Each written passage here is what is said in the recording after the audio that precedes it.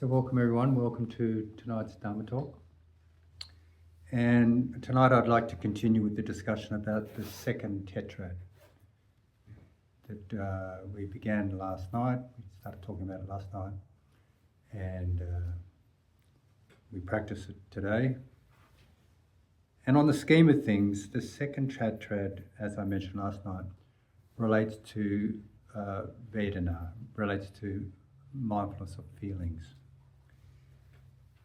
Possibly because there's a focus on spiritual feelings, pleasant feelings, spiritual pleasant feelings. And in the scheme of things, of the 7 factors of awakening, the second tetrad correlates with awakening factor of joy and also tranquility.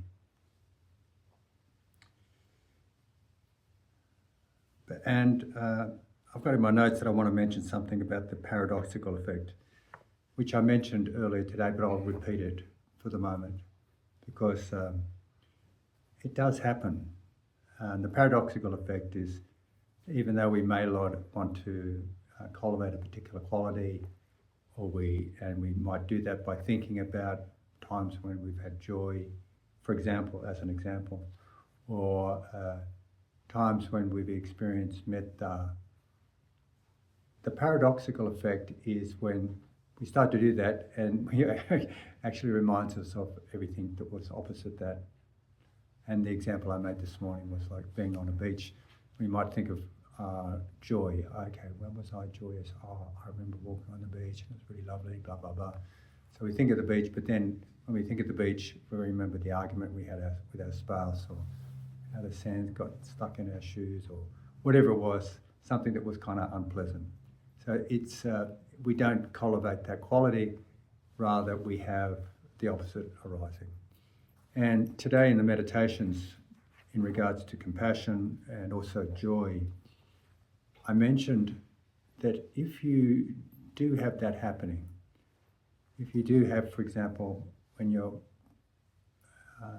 intending to cultivate one of the heart qualities, one of the 4 Brahma Viharas, as an example, and you in fact get the opposite, then you need to accept that. You need to practice a lot of mindfulness and ironically deeply accept the ebbs and flows of the mind, deeply accept causes and conditions. And ironically, this is peaceful. It kind of helps you actually incline towards these Brahma Viharas, one of which is peacefulness or equanimity. So just coming back to the second tetrad, I'll read it to you again, or recite it to you again, just so we can set the scene. One train's experiencing joy, I shall breathe in. One train's experiencing joy, I shall breathe out. One train's experiencing happiness, I shall breathe in. One train's experiencing happiness, I shall breathe out. One train's experiencing mental activity, I shall breathe in. One train's experiencing mental activity, I shall breathe out. One train's calming mental activity, I shall breathe in. One train's calming mental activity, I shall breathe out. So, what are we talking about when we're talking about mental activity? For the most part, when we're talking about mental activity, we're talking about the functions of mind. Functions of mind. And in the scheme of things, I'm trying to work out I'm tempted to say in the theory of Buddhism, but it's not really a theory, it's a practice. In the teachings, the Buddha talks about 5 functions of mind. And I'm going to hold up my hand and refer to my hand because this is the way I was shown by Venerable Analia when he was talking about the 5 functions of mind. So the little finger represents Vedana. Vedana is, as I spoke about today and last night, Vedana is feelings, the hedonic tone of experience as either pleasant, unpleasant, or neither. And it's there because it's very important, and it's a little finger. It's very important in the scheme of things, in the way we practice Dharma, and also in our in the way things arise and change. So it's like a little finger. We often disregard it, but it's very, very important. Without a little finger, it's hard to do things. So that represents one of the functions of the mind, Vedana. The next function of mind is called perception. And I talked a little bit about signs today. A sign is something that represents a perception, like we have a sign of compassion, or we have a sign of loving kindness, or, you know, I spoke about the sign of a glass is like this shape. So I call it it's a glass. Perception is similar to science, but it's more the function of, it's what we perceive. It's the function of the mind. It's like the act of perceiving is a function of mind. It's a perception. Perceptions almost like concepts about things we remember. Like, I have a concept of a glass, so when I look at that shape and object and all the rest of it, I perceive a glass. I look at one of your faces and I recognise you. I have a perception of your face, if that makes sense. And that's represented by this finger, the second from the little finger. The third function, as we're talking about it here, is called sankhara. And I'll go into details about sankhara in a little while, but basically sankhara refers to mental formations. For the most part, it's like thinking. It's the creative processes of our mind. And that's represented by the middle finger. Okay, the next function of mind is represented by the pointing finger, and it's called contact. Contact refers to the meeting of a sense perceptor, such as the eye, and a sense object, such as a sight, a vision we see. As an example, the meeting of them, the coming together of them, is called contact, if that makes sense. It's like we have a sense perceptor. I'll refer to ear now, like I have a sense perceptor being the ear, and there's sense objects being sounds. The meeting of them, those two, is called contact. And contact in dependent arising contact conditions feelings, just as a side comment. So that's like where our finger is pointing to. In some ways, it's like where we're experiencing contact. The thumb refers to attention, and attention is where our mind is directed. Like the directing of our mind. Sorry, I should say that. It's the directing of our mind. We attend to this. I attend to, I'm pointing at the camera and I'm attending to, I can see my finger pointing at the camera, I'm attending to that. I'm aware of everything on the periphery of my awareness, but I'm attending to something specifically here. So it's this directing of the mind. And so what's really interesting is you can attend to feelings, you can attend to perceptions, you can attend to sankhara or mental formations, you can attend to contact, and it's really, really interesting, this kind of capacity to attend to all sorts of things. I'll talk more on this in a little while towards the end of the talk, because I want to talk about how we can attend to consciousness as well, which is very interesting. So, coming back to sankhara, because sankhara has a lot of different meanings. There's a number of different meanings, not a lot, sorry, it has a couple of different meanings. In a passive sense, it most generally refers to conditioned phenomena. That's some way we understand sankhara. Sometimes it's understood like that. But it also refers to mental phenomena as well as volitional formations. In a passive sense, it means that which has been put together, like the creation of something. We're putting together, we're constructing something. And in an active sense, it means that which puts together, like our sankhara puts together this function of sankhara, this function of mental formations, puts things together, it creates things. And another way we can describe sankhara is as fabrications, creations. And this in association with perception mostly, is how we create our worlds. I was talking to one of you today about how we create our worlds with our mind. And it's true. We create our worlds with this creative aspect of our mind, mostly sankhara, but also perceptions.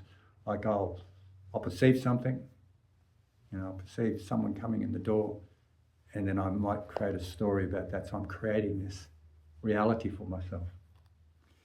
And we create our worlds with sankhara, mostly. The worlds we believe to be solid and real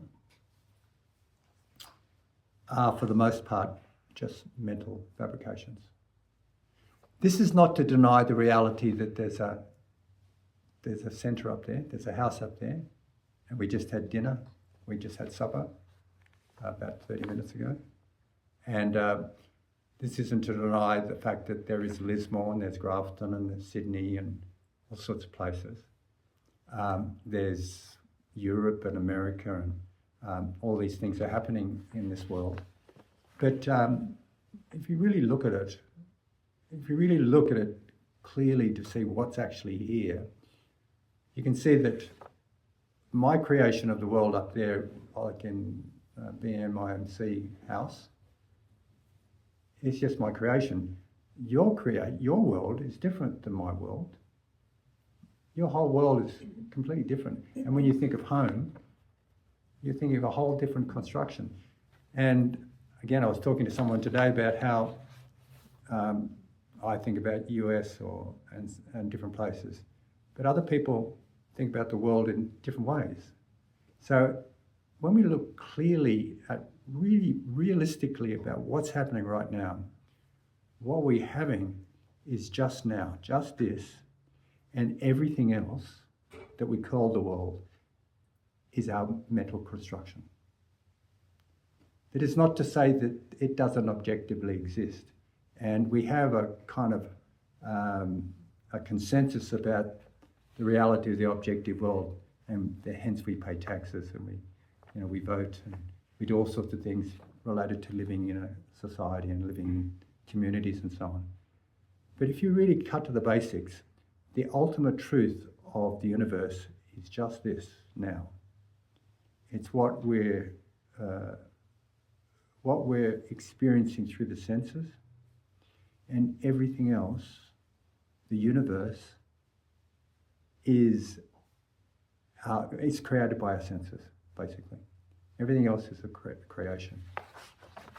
It's useful to recognize that, because mostly we get completely caught up and lost in our mental creations of the world. And you notice that if you think about Buddhist meditation, it's, for the most part, it's directing at perceiving an ultimate reality rather than a relative reality. When I'm talking about relative reality, I'm talking about our constructed worlds, the world we need to live in, and we need to function, we need to be somebody in these worlds. And we kind of get caught up in that, and if it's tinged with greed, ignorance and hatred, it becomes a little personal samsara. And it's like there's a collective kind of delusion about samsara. We all have this feeling that everyone's seeing the same world that we are seeing, but in fact it's our own personal worlds, it's our own personal samsaras. And what the teachings of the Buddha direct us to is recognizing ultimate reality, which is the reality of just this, here now, this moment. And everything else is a mental construction.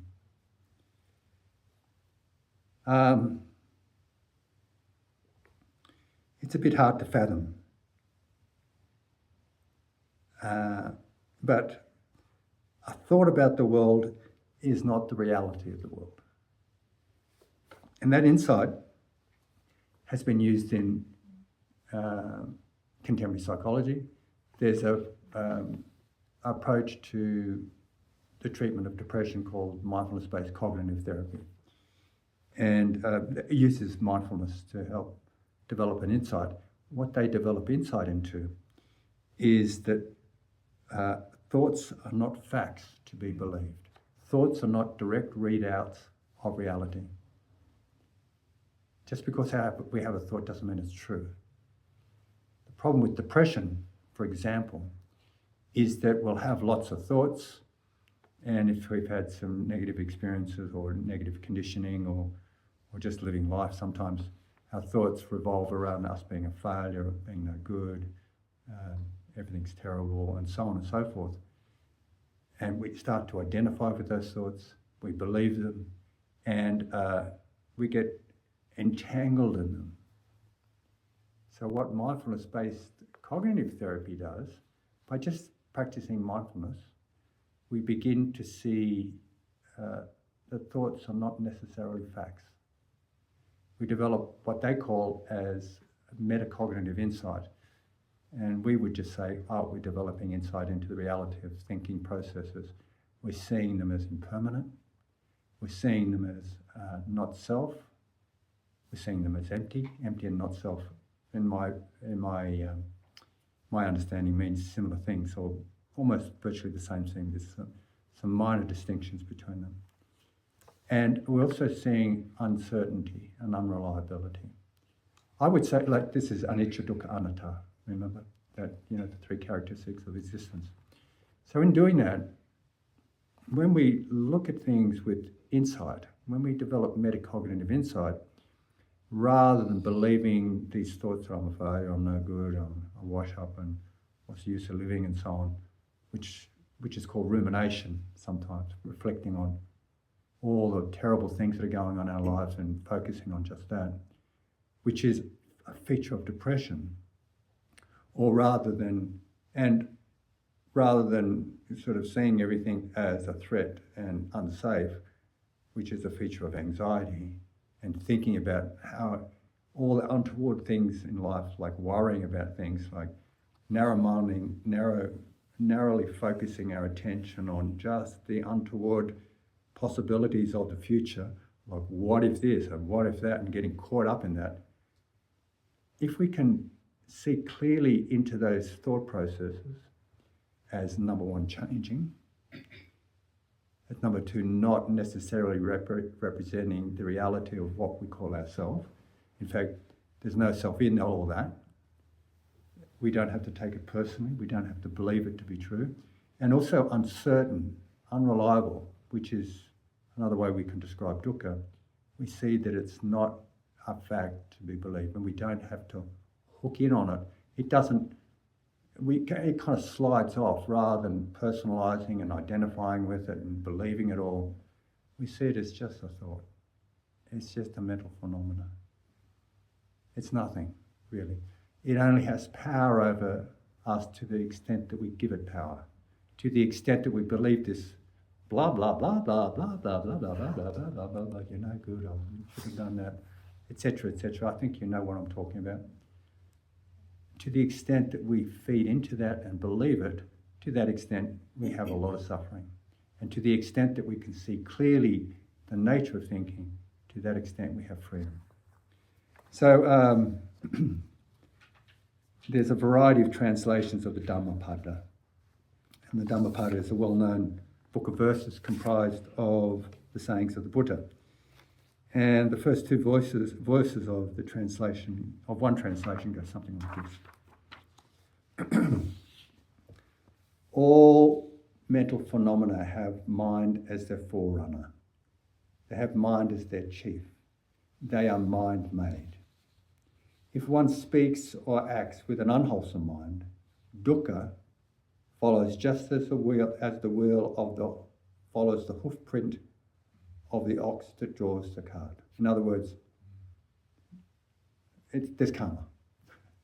It's talking about two things. It's talking about how mind creates everything, and if we have an unwholesome mind, like we act in a way that's harmful and unwholesome, then unwholesomeness will follow. Suffering will follow naturally. It's a kind of a law. And the second verse goes like this. All mental phenomena have mind as their forerunner. They have mind as their chief. They are mind-made. If one speaks or acts with a wholesome mind, happiness follows like one's never departing shadow. In other words, if we act in a wholesome way, then wholesomeness will follow.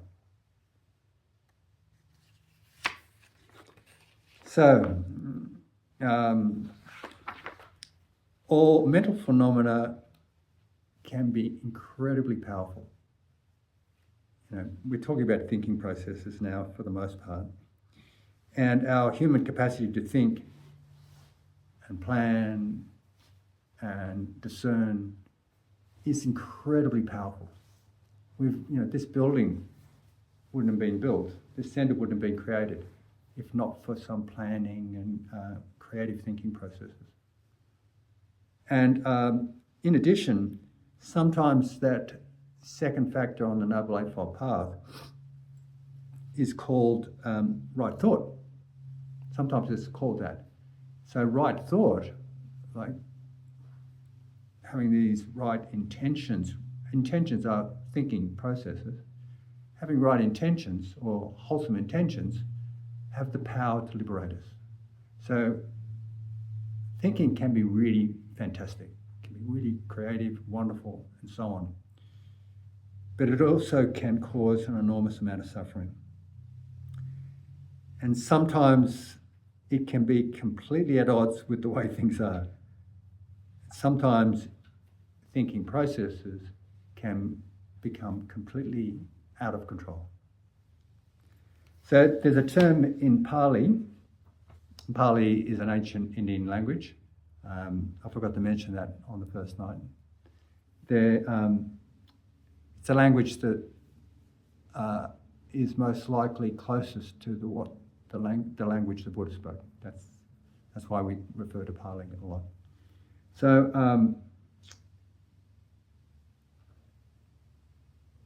in Pali, the term is called papancha.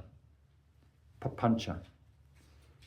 And I don't speak Indian, or I don't speak Pali. I know a few words in Pali, but I think the word for 5 is punj. Punj, I think it is. And it's interesting, we're talking about papancha, we're also talking about 5 functions of mind.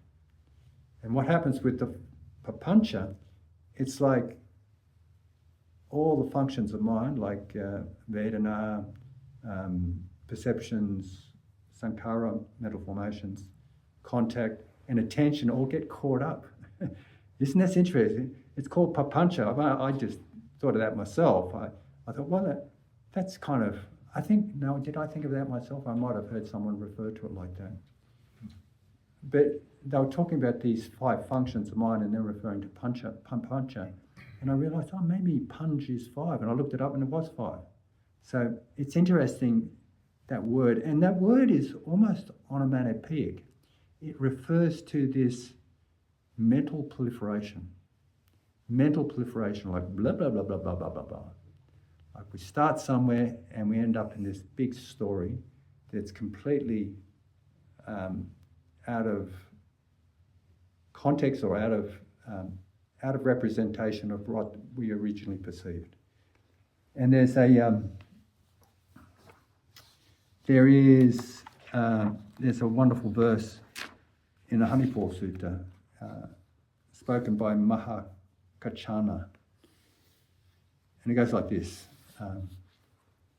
Depending on I and form, In other words, depending on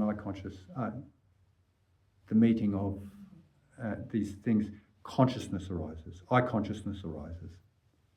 The meeting of the three is contact. Remember I was talking about contact? Contact conditions feelings. Remember the independent arising, contact, and there's feelings and so on. What we feel, we perceive. We feel something and then we start to recognize something. Oh, there's that person who doesn't like me. I perceive that person who doesn't like me. We're starting to, with perceptions, we can colour our perceptions and distort our perceptions depending on our views and opinions and conditioning. So perceptions aren't necessarily accurate. We're not accurately perceiving reality as it is, but we're giving it an overlay.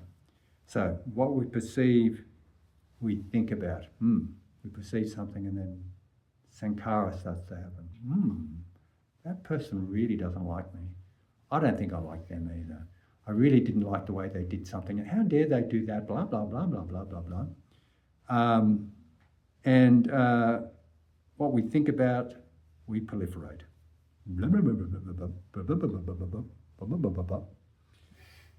Because of what we have proliferated, we are oppressed by concepts of perceptions coloured by proliferation regarding the past, future and present. In other words, this whole mental proliferation is oppressive. It's a weight. It's a lot of suffering. And as I mentioned a little bit earlier, in clinical psychology, worry is an example of papancha.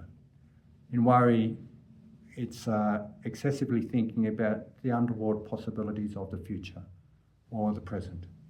It's like, oh, what if? And then we see something, we might notice, oh, we might make a plan to travel somewhere. And then we start thinking, oh, what if there's no train going? What will I do? And then we think, oh, if there's no train going, I'll catch a bus. So worry is this attempt to deal with uncertainty. You're feeling uncertain about something. You're not sure about an untoward possibility, or there could be an untoward possibility about, say, catching the train from here to Sydney. And then you worry about it, and you come up with a solution, and there's a slight pleasant feeling, a very slight pleasant feeling because you come up with a solution. Oh, I'll catch the bus. But then that slight pleasant feeling is short-lived. And so you start to worry again because you start to be attached to that pleasant feeling. So worry becomes a habit conditioned by slight pleasant feelings of finding some solutions. Worry is this process of finding a solution to deal with uncertainty. It's terribly addictive. And unfortunately, most of us get caught up in it sometimes. I know I was a bit of a worrier. I don't worry too much these days, but I know I still worry a bit. But it's terrible. It's a terribly, horribly oppressive. There is a condition called generalized anxiety disorder, and worry is the key feature of that particular disorder. And rumination is a little bit different. Oh, by the way, worry is different from calm and purposeful problem solving. I mean, it's good to, like, if I want to get to Sydney, I could catch a train. What if there's no train? I can catch a bus. Okay, story done. I've solved the problem. I don't need to think about it 24/7. I've dealt with it. It's different than, worry is different than that because worry tends to persist. It hangs around 24/7, or actually not 24/7. You might have a bit of sleep, then you wake up at 3 o'clock in the morning. Oh, what if? What if this? What if that? And you don't get any sleep and you go to work and you're really out of it. And then you think, oh no, I'm not going to be awake enough to work. What if this happens? What if that? Oh, 24/7 almost, except for a couple of hours in the middle of the night when you might be able to sleep, when you put it to rest. A lot of suffering, mental proliferation. And rumination is similar, but a little bit different. With rumination, I think rumination means regurgitating with cows. Like cows ruminate. They eat something and they bring it up and they chew it up again, they swallow it and they regurgitate it and they chew it up and they swallow it. But it here in psychology terms, it means chewing over an issue where we don't arrive at any solutions. It's different from worry because we're kind of arriving at a temporary solution, but it isn't sustainable. So, we kind of get addicted to that slight pleasure. With rumination, there's no solution. Usually we ruminate about things done in the past or our untoward circumstances right now. And we don't have to arrive at a solution because it's already done, but we go over it and over it and over it and over it again. Oh, why did I say that? Oh, I wish I'd done so-and-so. Oh, I remember that time when I failed at, giving a good Dharma talk. No, that wouldn't be true. If you give a good Dharma talk, you probably tend not to ruminate. But something like, oh, why did I say that to that person? Or, oh, I wish I'd been born differently. Why do I have to have, why am I balding so much? Oh, there's nothing I can do about it. So on and so forth. Not that balding's a big issue, but we don't come to any resolution with rumination. And we're usually kind of personalising it. And it is a feature of depression. You can easily see how this pulls us down. We get stuck in this descending spiral of misery. Rumination is different from pondering or reflecting or processing events. Often I see people, and what we're doing is just processing things that have happened in the past because they're getting caught up in their thinking systems. They're thinking a lot about something that's happened and they're pondering it, they're ruminating about it, and sometimes thought invades their consciousness. This is called thought intrusion. It's a little bit different than worrying, but it's a pattern that happens. And sometimes we need to review these past events in a mindful way so that we kind of reflect on them.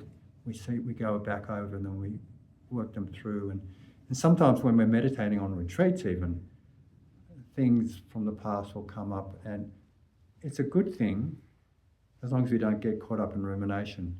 But it's a good thing because it's airing these things that have happened so we can reflect on them, so we can kind of put them in place and we can let them go. So it's different than that because there's less control over it and there's more unhelpful outcomes. With reflection, we can choose when we're doing it. We say, oh, I'm going to meditate right now and this stuff is coming up. That's really interesting. Oh, that's so uncomfortable to remember that event, but I can see it happening now. And sometimes you might burst into tears or something might happen. It's kind of a release of it and it's sort of letting it go. And it's not haunting you 24/7. There's a bit more meaning to it. So, thinking itself is not a problem. It's more our relationship to to thinking. When we can't see thinking as an impermanent event, it's not us, it's not who and what we are. When we can't see that, it becomes a problem. When we relate to it in a way where we personalise it and take it to be true, it's a problem. But other than that, it's not a problem. I could be sitting here meditating and I could be thinking about, the most bizarre things like going downtown to Katoomba and robbing a bank or something like that. These thoughts might come up. So what? Or I could have any sorts of thoughts. running away to the Bahamas. I mean, some of you, I'm sure you've had really weird thoughts come up in meditation, like the craziest things. But, they're just thoughts. You're not going to get up and run off to the Bahamas or go down and rob a bank, because you just see them as thoughts. They're just blah, blah. So it's the way we relate to things that's really important. And in acceptance and commitment therapy, the tendency to identify with thinking is called cognitive fusion. Cognitive fusion, which is really interesting. And cognitive fusion refers to taking our thoughts literally. Like, I'm a real wash up. I'm no good. I'm terrible. I'm the worst meditator in the world. How can I call myself a Buddhist when I can't even focus on my breath for 2 minutes? Why am I a teacher up here teaching people to focus on their breathing, yet I can't even do it for 1 minute? No, I can actually focus on my breathing a bit. But the thing is, what happens is that we start to grasp onto our thinking processes, our cognitive processes. We fuse with them, we identify with them, and it's like we're possessed by the object. So how do we work with thoughts that cause a lot of suffering?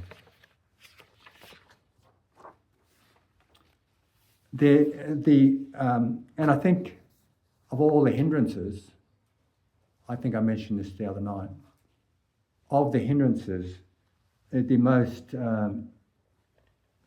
relevant one that relates to being entangled in thinking processes and fusing with thoughts and so on is restlessness. Sometimes this particular hindrance is called restlessness and remorse. Of course, we kind of engage in a kind of ruminative process with this hindrance sometimes, where we think about the actions done in the past and we remorse about them. We just kind of heavy by them, where our mind is unable to settle because we're going, like rumination, we're going, oh my God, why did I do that? What a stupid action. What a stupid me. Blah, blah, blah. And it blocks our progress with meditation. So, in the sutras, some of the antidotes for restlessness and remorse, or restlessness and worry, one is impeccable ethics. Interestingly, impeccable ethics. So you don't do actions that you would later regret.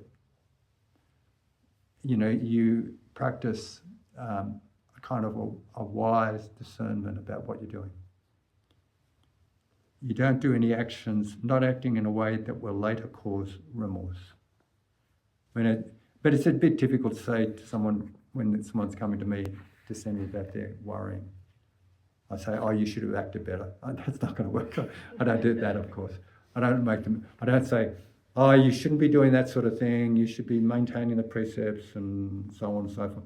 I don't do that because they'd be walking out straight away. But what I do talk about is being able to see thoughts with insight, with clarity, and also talk about calming the mind. Now, calming the mind is a particular antidote for restlessness and remorse. It's like letting the mind settle. It's like engaging in the wholesome rather than feeding into the unwholesome. So you remember me talking about that last night with serenity versus insight. And I talked about purifying the mind, and the way we purify the mind with serenity is that we choose not to feed into and nourish unwholesome thoughts or unwholesome mental patterns. Rather, we choose to engage in uplifting wholesome patterns, or if we're meditating, we choose to attend to a neutral object, nothing that's going to make us go either way. It's just a neutral object. So I mentioned about how we deal with thoughts and the serenity way and the insight way last night.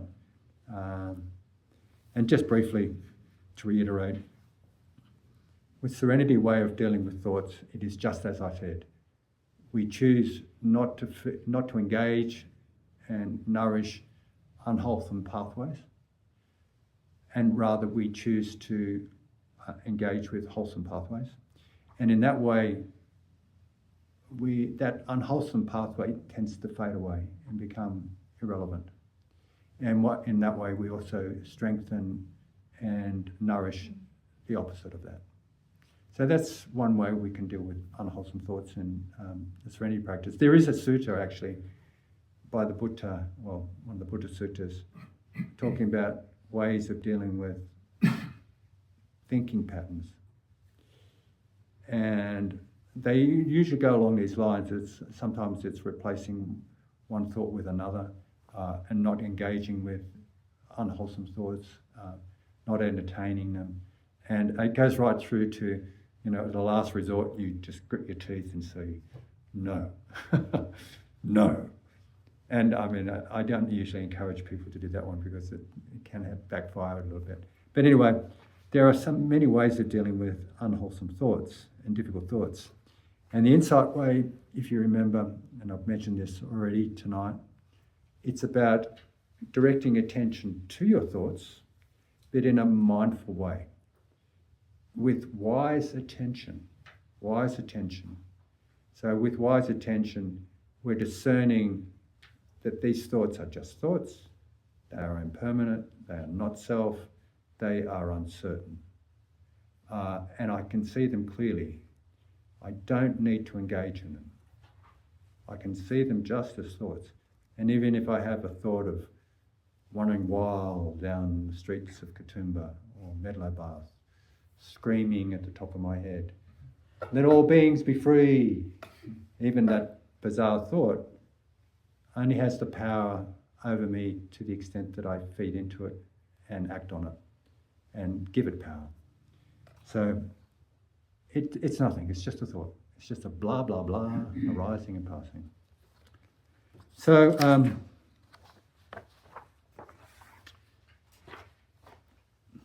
blah, blah, blah, blah. Just reading through my notes here. And there's another way of dealing with thoughts. And maybe I'll wait just a few moments. I'll mention something else before I go into this other way, because the other way is really fantastic. When I'm working with people who have difficult thoughts and I'm talking about how to manage thoughts and I myself working with difficult thoughts, there's a number of analogies we can use. And a common one is like, I see thoughts like clouds across the sky. And I mean, I said that to somebody once and they took it literally. And I said, I was trying to see my thoughts like clouds across the sky, but they weren't really like that. I mean, they lost it was meant to be like as an analogy. Is it an analogy or a simile or something like that? Analogy. But they took it literally. Like, I'm trying to see my thoughts like big clouds going across the sky, and it's not working. So we talked about another way. Sometimes you can see thoughts like carriages. When you're sitting on a railway station, you're watching carriages pass by, and each various thoughts or trains of thoughts are like, no pun intended there, is like a carriage passing by. And with that, you don't jump in front of the train trying to stop it, obviously, because you'll just get run over. And with that, you also don't run along the side of the track and try to jump on to the train because, you don't want to engage in it. So it's neither resisting or censoring, and it's also not engaging and being seduced by or engaging with the thought and being pulled along by it. So another analogy is like, and this one comes from a a Tibetan Mahayana Buddhist teacher, I can't remember his name, but it's like being a door person, or he would have said doorman, but let's have a sense of equity about this, a door person. At a hotel, opening the door for guests to come in, and opens the door, the door person greets the guests and welcomes them, and the guests go up the stairs and then the elevators up to their room. But he or she or they don't follow them. Don't follow these guests. And when the guests come down, other guests come down, he opens the door to go outside. He opens the door, wishes them well on their journey and wishes them a good day. And they go off and they catch their taxis or their buses or walk away to wherever they're going.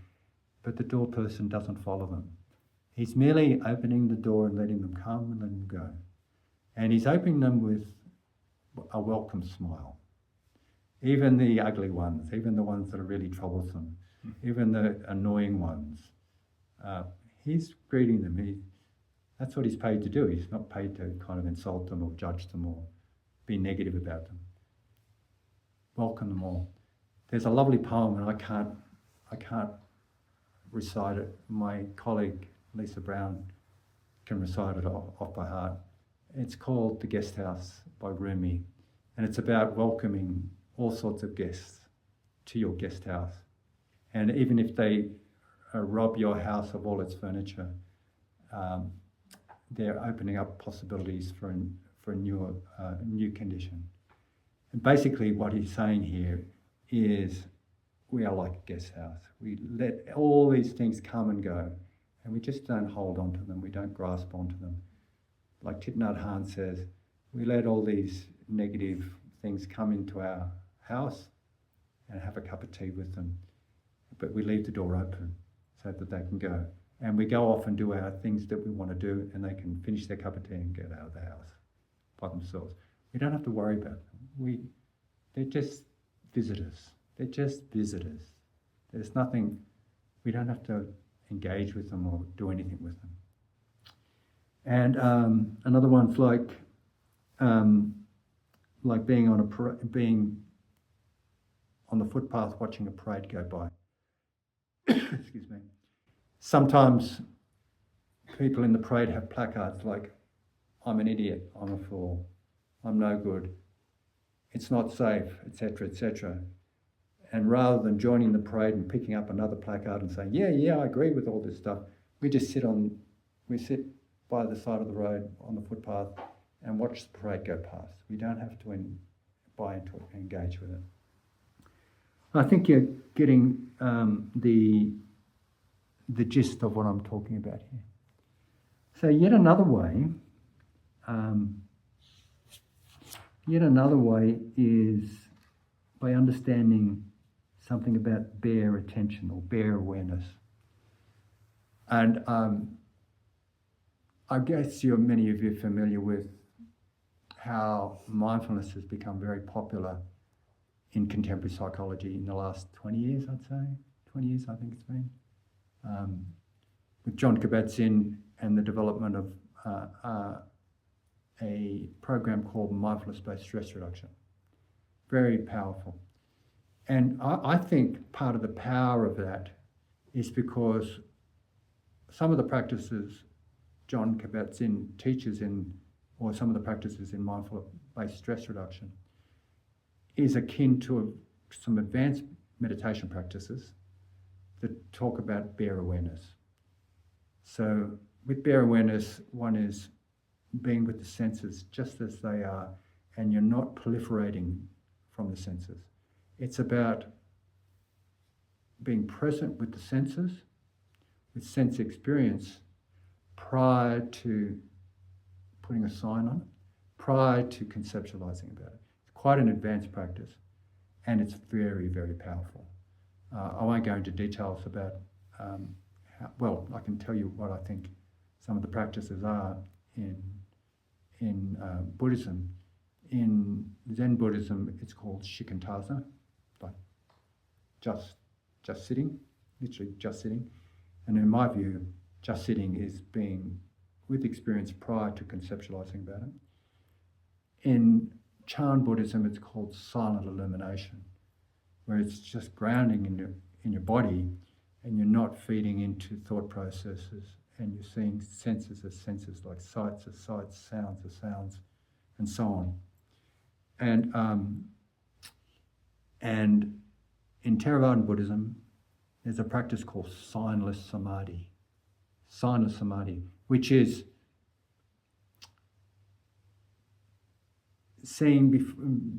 perceiving or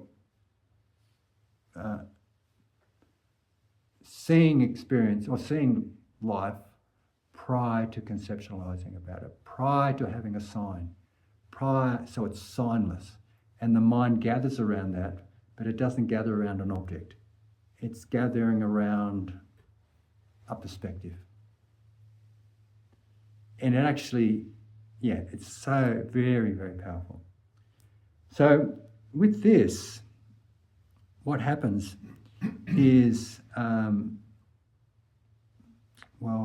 it's not even this, but there's a kind of a process here with these 5 functions again. It's like attention can go to each of these functions, but attention can also go to consciousness. It can go to consciousness. And if I do an experiment, I just want you to have this experiment. Just listen to the sound of the bell. And I'll explain why I'm doing this in a minute. Just see what happens when I play the sound of the bell.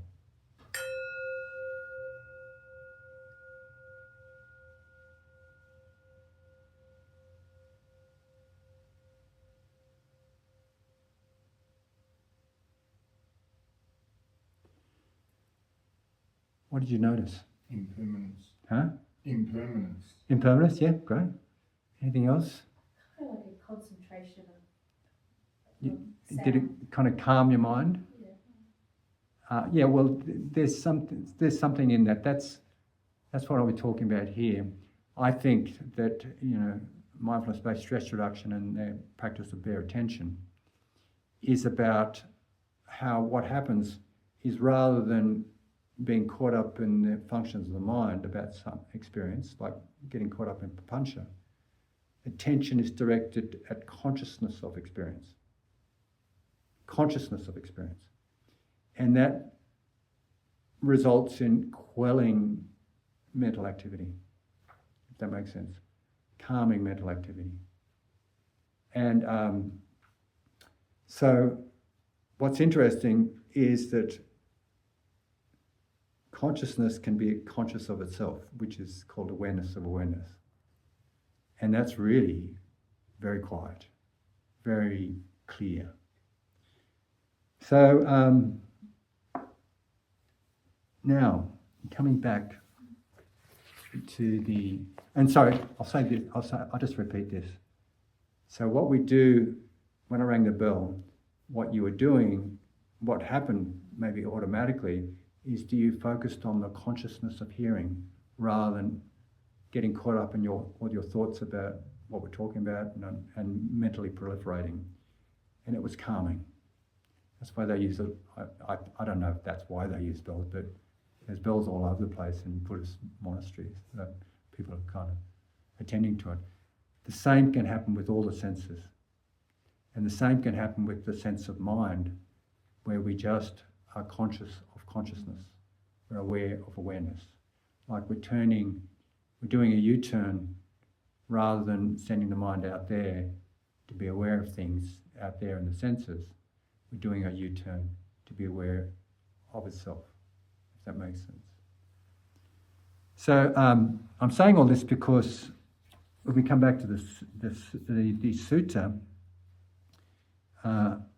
what we're doing in the 7th and 8th step is actually calming mental activity by attending to experience, but with wise attention rather than unwise attention. Unwise attention is driven by greed, ignorance, and hatred.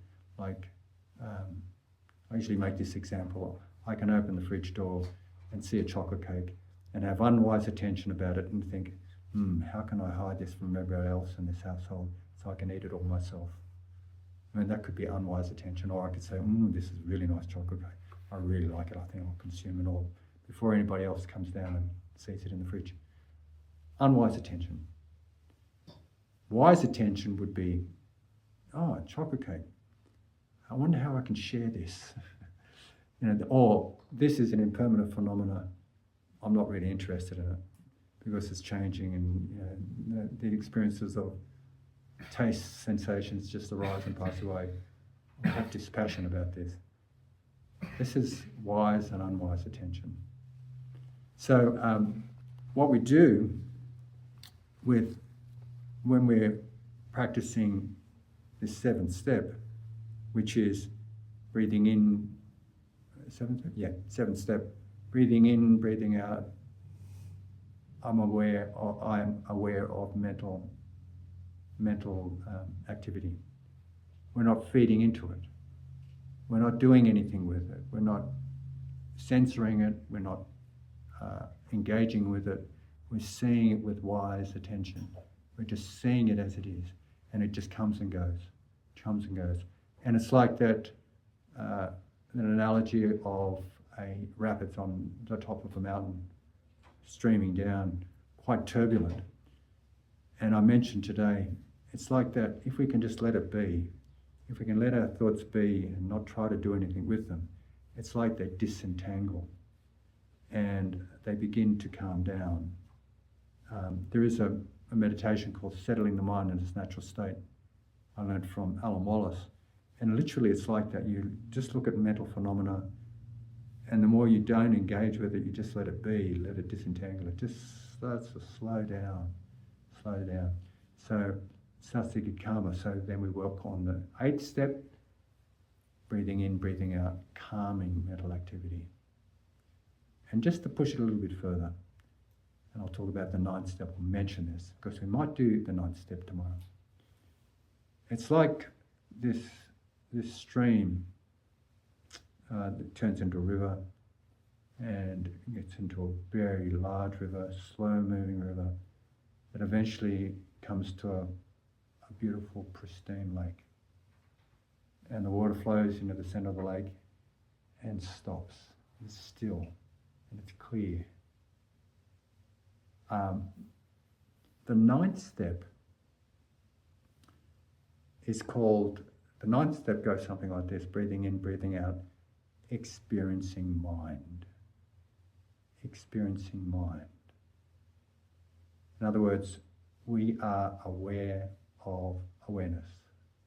We are aware of consciousness itself. We are aware, sometimes consciousness and mind are synonymous. We are aware of mind, and it's naked, bare, clear, unperturbed by mental activity, still, quiet. And this is a profound experience. So that's the 9th step. Sometimes people take that to be awakening, but it's only the 9th step, and there's another 7 left to go before there's complete awakening. But it's a profound step nonetheless. Okay, I think I've spoken enough for tonight. I've probably gone over time. Yes, I've gone over time, I think. But never mind. I hope it's been helpful, and thank you for listening. But if I have hurt or harmed anybody through my speech or actions, I ask for forgiveness. Thank you. And thank you for your attention. And let's have a few moments quietude, and we can ask some questions and have some discussion.